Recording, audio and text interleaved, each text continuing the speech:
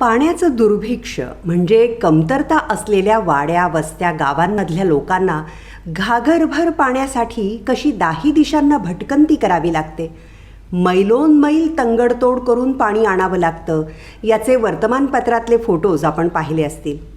अशी दृश्य प्रत्यक्षही पाहिली असतील किंवा तुम्हीही कदाचित अशाच पाणी नसलेल्या गावात राहत असाल तर अनुभवलंही असेल. क्षणभर विचार करा, आपण काय किंवा इतर प्राणी पक्षी कीटक काय पाण्याच्या शोधात वणवण फिरू तरी शकतो, पण वनस्पतींचं काय? त्यांना तर चालता फिरता येत नाही, आपली जागा सोडून हलता येत नाही. मग ती कशी पाणी मिळवत असतील? मिळवलेलं पाणी कसं टिकवून ठेवत असतील? त्याविषयीच बोलणार आहे आजच्या व्हिडिओत, तेव्हा व्हिडिओ शेवटपर्यंत पहा. आवडल्यास लाईक करा, आपल्या परिवाराला मित्रमंडळींनाही व्हिडिओची लिंक पाठवून द्या आणि आवर्जून पाहण्यास सांगा.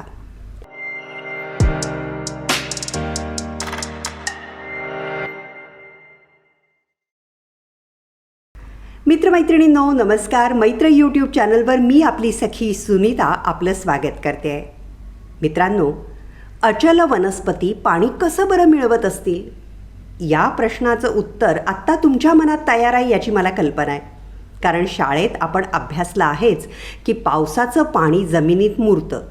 वनस्पतींची मुळं खूप खोलवर पसरलेली असतात. जमिनीत मुरलेलं पाणी वनस्पतींची मुळं शोषून घेतात वगैरे वगैरे. पण मित्रांनो, आपण इथं गृहीत धरलंय की पाऊस पडतोय, पाणी जमिनीत जिरतंय, मुरतंय, थोडक्यात जमिनीत पाणी आहे. पण वाळवंटी प्रदेशातल्या वनस्पतींचं काय? किंवा तीव्र उन्हाळ्यात किंवा दुष्काळ पडतो तेव्हा जिथं तुम्हा आम्हाला टँकरद्वारे पाणी मिळतं, तेव्हा वनस्पतींना कसं मिळत असेल? मी आपल्या बागेतल्या वनस्पतींविषयी बोलत नाही, तर नैसर्गिकरित्या ज्या वनस्पती वाढत आहेत कुठंही त्यांच्याविषयी बोलते आहे. तर याचं उत्तर असं आहे मित्रांनो, आपल्या वाढीसाठी असलेलं पाण्याचं अनन्यसाधारण महत्त्व वनस्पतींनी ओळखलेलं आहे. आणि त्यामुळंच पाणी मिळवण्यासाठी आणि ते टिकवून ठेवण्यासाठी वनस्पतींनी अनेक कौशल्य आत्मसात केलेली आहेत. त्यानुसार विविध वनस्पतींनी स्वतःचा आकार, रचना आणि सवयी यामध्ये अनेक बदल केलेले आहेत. उदाहरणच द्यायचं तर उन्हाळ्याच्या आसपास पाणी मिळण्याचं प्रमाण कमी होतं. जमिनीतली पाण्याची पातळी खालावते म्हणून अनेक झाडं पानगळ करतात. कारण आपल्याला ठाऊकच आहे, पानावाटे झाडातलं पाणी उडून जात असतं. त्यामुळं उपलब्ध पाणी टिकवून ठेवणं हा पानगळ करण्यामागचा एक उद्देश असतो.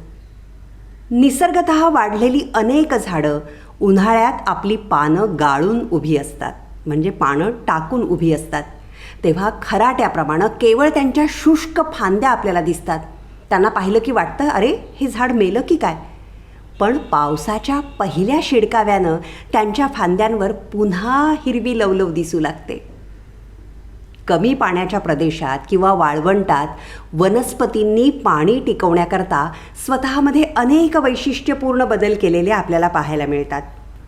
निवडुंगाचंच उदाहरण घ्या ना. पानावाटे पाण्याचं होणारं नुकसान टाळण्याकरता अनेक निवडुंगांमध्ये पानांचं रूपांतर काट्यांमध्ये झालेलं असतं. निवडुंग स्वतःच्या खोडात पाण्याचा भरपूर साठा करून ठेवतं आणि हेच पाणी वर्षभर पुरवून वापरतं. वाळवंटात पाऊस फारच थोड्या काळापुरता पडतो. त्यामुळं पाऊस पडेल तेव्हा ते पाणी साठवून ठेवणं आवश्यक ठरतं. ही क्षमता निवडुंगात असते. थोड्याच वेळात भरपूर पाण्याचा साठा ते करू शकतात. त्यांची मुळं 7-8 फुटांपर्यंत खोलवर आणि दूरवर पसरलेली असतात. जमिनीच्या पृष्ठभागाजवळ असणारी मुळं पावसाचं पाणी शोषून घेतात, तर खोलवरची मुळं जमिनीच्या आतलं.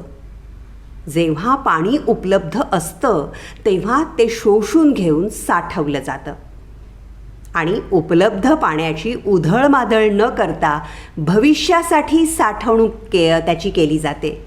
मित्रांनो, हा मोलाचा धडा आपल्यालाही निवडुंगाकडून शिकता येईल, नाही?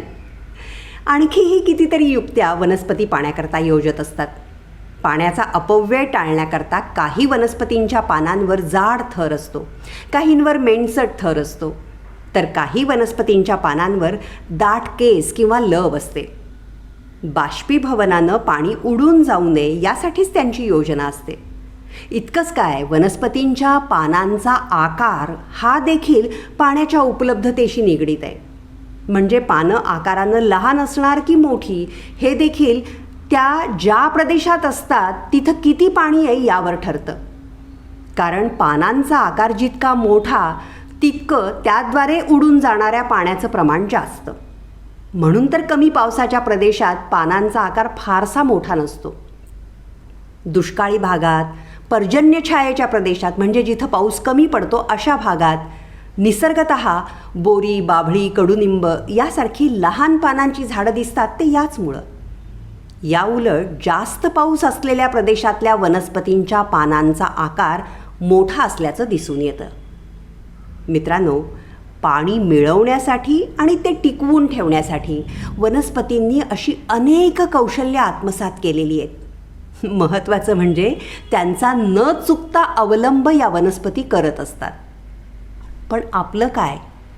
स्वतःला बुद्धिमान समजणारा माणूस पाण्याचं अनन्यसाधारण महत्त्व ठाऊक असूनही पाण्याची नासाडी टाळण्याचा, ते टिकवून ठेवण्याचा, त्याचा वापर कौशल्यानं करण्याचा प्रयत्न जोमानं करताना दिसतो का? विचार करा. आणि तुम्ही असे काही प्रयत्न करत असाल तर कळवा कमेंट्समध्ये. भेटूयाच पुढच्या गुरुवारी. नमस्कार. पाणी थेंब थेंब थेंब थेंब साठवा, पाणी थेंब